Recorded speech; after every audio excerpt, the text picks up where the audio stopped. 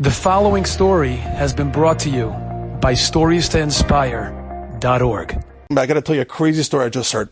This story happened on the first Shabbat of the year.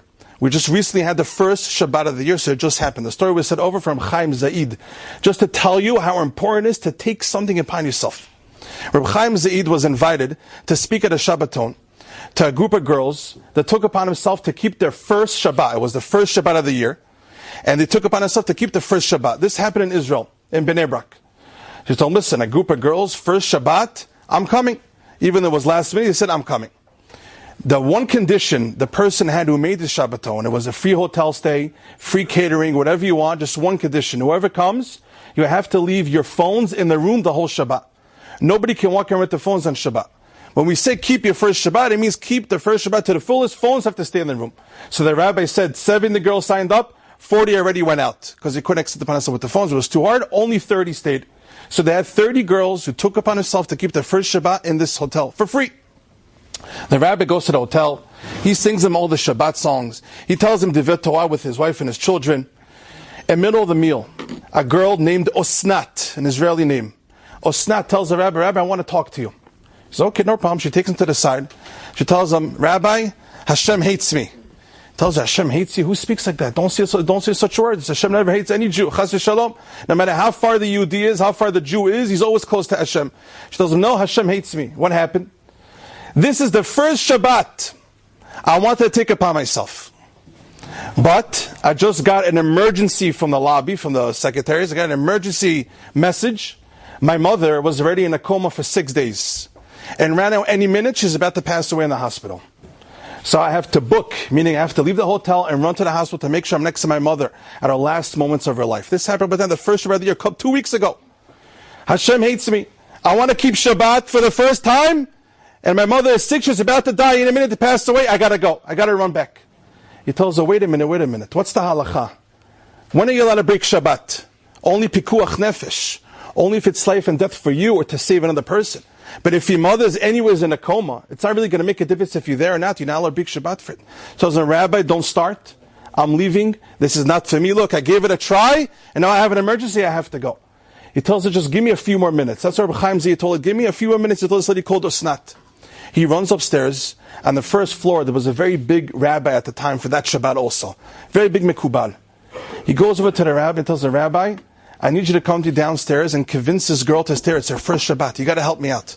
The rabbi says, no problem. First Shabbat, I'll come. He goes downstairs. He speaks to Osnat.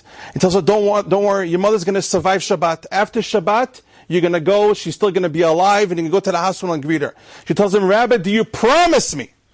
The rabbi wasn't sure what to say. It's not easy to promise such a thing because rabbis are not God.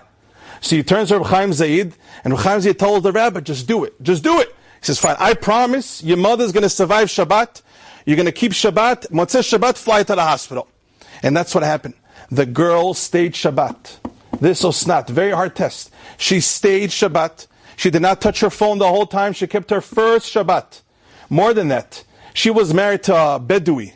She was married to some Arab guy from Be'er Sheva. She was married to a Goy, to an Anju. And because of that Shabbat, she took upon herself that said, I'm done with this guy. I'm dumping this guy over. I'm back to being a Bat Yisrael, a good Jewish girl. Right after Shabbat, she runs to the hospital. Her mother did not pass away. She's in a coma. Like the rabbi promised, her mother did not pass away. She goes inside the room. She holds her mother's hand and she tells her, Ima, Ima, in Hebrew. I finally kept the first Shabbat.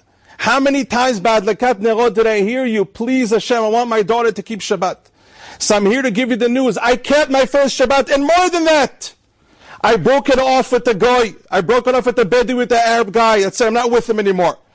Done, over. I'm back to being a good Jewish girl, Bat Yisrael. And she's telling her, Ima, Ima, I kept the first Shabbat. Suddenly, which never happens, her mother opens up her eyes. And this is freaky, because the way the rabbi said over the story, the 2 nurses that were there ran out of the room, because they never saw such a thing. The lady was basically dying. She was in a coma. Suddenly, you open up your eyes. It's pretty spooky. So the nurses ran out, and they called the main doctor to come in to take control of the situation. And her mother tells her, he told her daughter in Hebrew, I'm about to go to Gan Eden. Please give me a hug. Thank you for the news. And she hugs her mother. And as she's hugging her, her mother passes away, goes to Olam Haba. But this just happened. The first Shabbat of the year. What did her daughter take upon herself? One Shabbat. Hashem, I want to keep one full Shabbat. Help me out. It was not an easy test for her. It's really, really hard.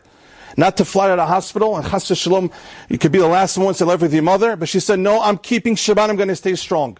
She took upon herself one thing, but she kept it strong.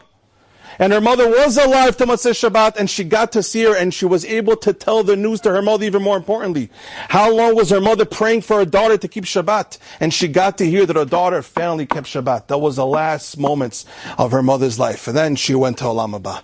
One Kabbalah person take upon herself. Enjoyed this story? Come again.